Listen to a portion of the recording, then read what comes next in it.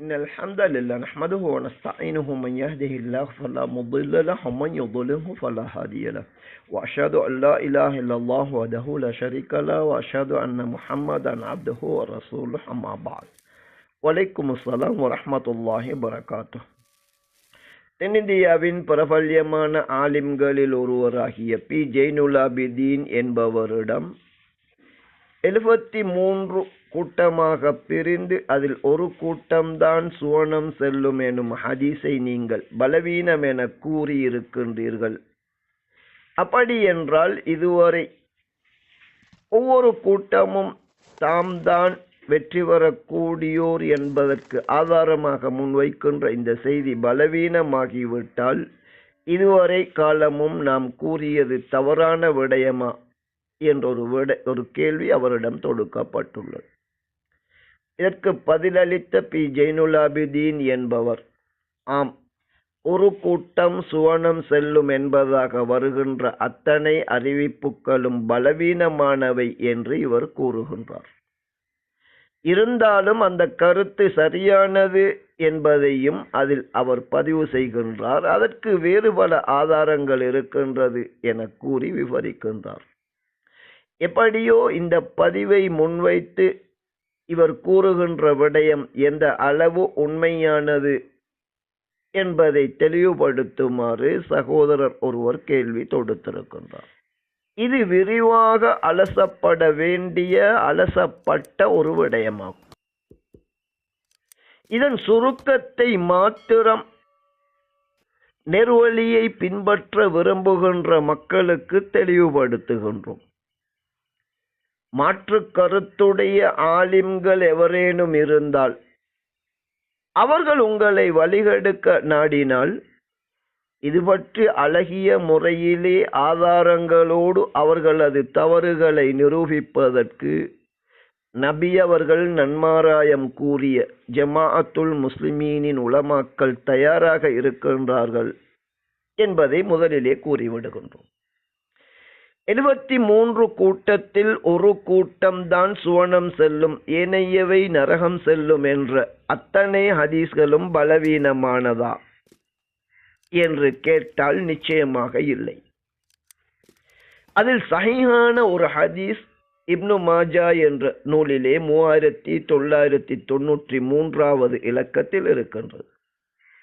எனது உம்மத்தினர் 72ஆக பிரிவார்கள், குல்லுஹா ஃபின்னார் இல்லா வாஹிதா, ஒன்றை தவிர அனைத்துமே நரகம் செல்லக்கூடியவை.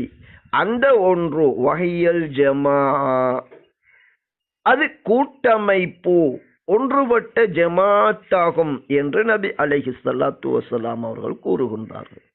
சமகாலத்தில் பல்வேறு ஹதீஸ்களை அறிஞர்கள் வாழ்ந்து மறைந்திருக்கின்றார்கள்.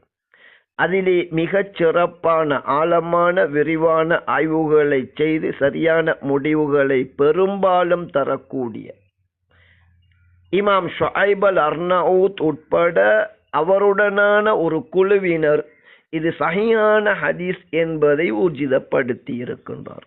அல்லாஹ்வின் அருளை கொண்டு அதிலே நாம் மேற்கொண்ட எமது ஆய்வின் அடிப்படையிலும் அது சஹீஹானதாகும். முதலாவது விடயம், பி ஜெய்னுலாபிதீன் என்பவர் எப்போதுமே தடுமாறுகின்ற ஒருவர் என்பதை புரிந்து கொள்ள வேண்டும். எந்த அளவிற்கு என்றால், அல்லாஹ் ஒருவன் கிடையாது என்ற கருத்தை கூட இவர் ஒரு ஆலிமாக மாறியதன் பிறகு இந்த நாஸ்திகவாதியாக மாறிவிட்டு தான் மீண்டும் எமது சமூகத்தின் ஆலிம் என்ற உருவம் எடுத்திருக்கின்றார்.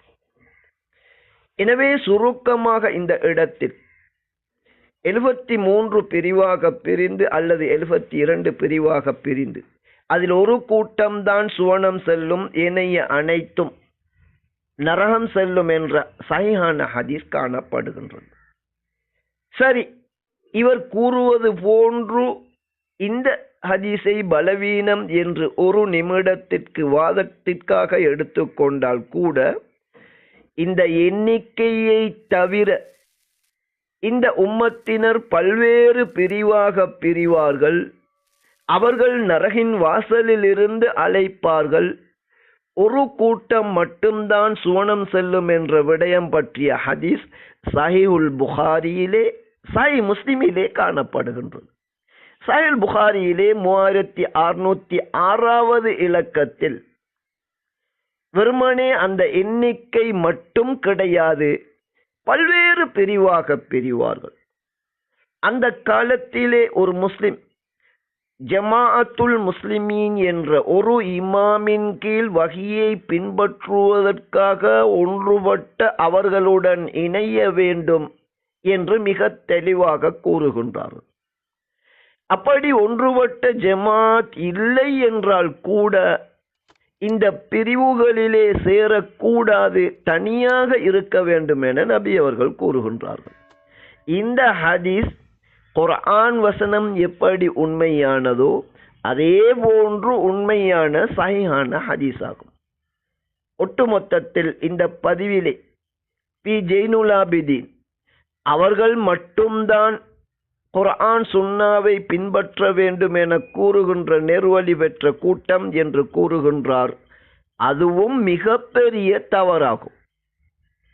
குர்ஆன் ஹதீஸை மட்டும் பின்பற்ற வேண்டும் என கூறுகின்ற அவர்தான் ஹதீஸின் ஒரு பகுதியை குருட்டுத்தனமாக புரிந்து தன்னுடைய அறிவுதான் மேன்மையானது என்று மறுக்கின்ற குஃப்ரான வழியிலே பயணித்துக் கொண்டிருக்கின்றார். ஒரு வாதத்திற்காக குர்ஆன் சுன்னாவை பின்பற்றுகின்றார் என்று எடுத்துக்கொண்டால் கூட அது மட்டுமே நேர்வழியின் அடையாளம் கிடையாது. வஅத்தஸிமு பிஹப்லில்லாஹி ஜமீஆ, ஒன்றுபட்டு குர்ஆன் ஹதீஸை பற்றி பிடியுங்கள், பின்பற்றுங்கள் என்பதுதான் அல்லாஹ்வின் கட்டளை. ஒரு இமாமின் கீழ் ஒன்றுபட்ட ஜமாத்தாக இருந்தால்தான் சுவனம் செல்வார்கள் என்பது நாம் இங்கு சுட்டிக்காட்டிய 2 ஹதீஸிலும் இருக்கின்றது. சுனன் இப்னு மாஜாவிலே உள்ள 3993வது ஹதீஸிலும் இருக்கின்றது. சஹீஹுல் புகாரி சஹீஹ் முஸ்லிமிலே பதிவாகி இருக்கின்ற சஹீஹுல் புகாரியிலே 3606வது இலக்கத்தில் உள்ள ஹதீஸிலும் காணப்படுகின்றது. எனவே சுருக்கம், இவர் எதனை பலவீனம் என கூறுகின்றாரோ அது பலவீனம் கிடையாது. பலவீனம் என்று ஏற்றுக்கொண்டால் கூட அதனை விட உறுதியான ஹதீஸ் சஹீஹுல் புகாரி சஹீஹ் முஸ்லிமிலே இருக்கின்றது. பி ஜெய்னுல் ஆபிதீன் என்பவர் தடுமாற்றத்தோடு மக்களை குஃப்ரிலே அழைத்து செல்லுகின்றார்.